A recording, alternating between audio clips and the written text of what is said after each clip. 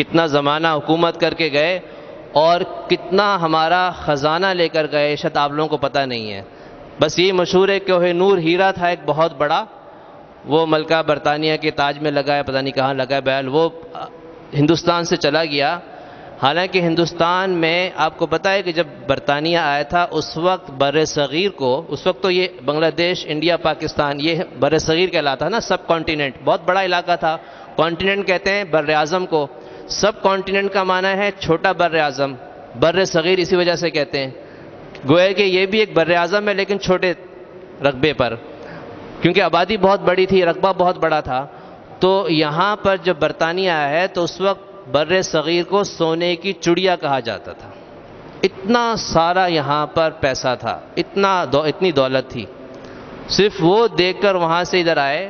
آپ اس سے اندازہ لگائیں کہ اورنگزیب عالمگیر جو بر صغیر کے مشہور بزرگ نیک حکمران تھے, ان کو بزرگ حکمران کہا جاتا ہے, انتہائی نیک, پرہیزگار, اللہ والے تھے. بادشاہ بننے کے بعد انہوں نے پورا قرآن حفظ کیا ہے, 12,000 حدیثیں زبانی یاد کی, اور خود آگے محاذ پہ جا کے لڑتے تھے. تو ان کے دور میں انہوں نے حکم دے دیا کہ جو یہاں پر سرکاری خزانہ ہے اس کو دیکھا جائے کہ کتنا خزانہ موجود ہے بیت المال میں, جبکہ لوگ بھی انتہائی خوشحالی میں تھے.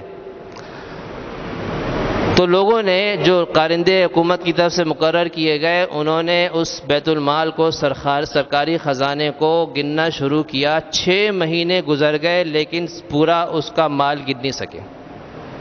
6 مہینے تک بھی وہ سرکاری خزانہ مکمل نہیں پتہ چل سکا کہ کتنا ہے. اس سے آپ اندازہ لگائیں کہ بر صغیر میں کتنا مال تھا. اور جب برطانیہ آیا ہے 200 سال رہ کر گیا, اس نے وہ سارا چوس لیا. وہ جتنا مال تھا نا, وہ صرف کوہ نور ہیرا نہیں تھا, اس جیسے ہزاروں لاکھوں جواہرات اور سونا اور چاندی تھے جو وہ سارے یہاں سے لے کر برطانیہ لے گئے, اور اس بر صغیر کو بالکل کنگال کر کے چھوڑ دیا, کچھ بھی نہیں چھوڑا یہاں پر.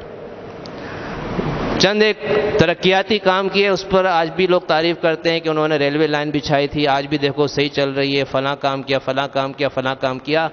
یہ تو انہوں نے ہمارا مال لیا ہے اس کا 1% بھی نہیں بنتا ہے. 99% اس سے زیادہ وہ یہاں سے اٹھا کر لے گئے.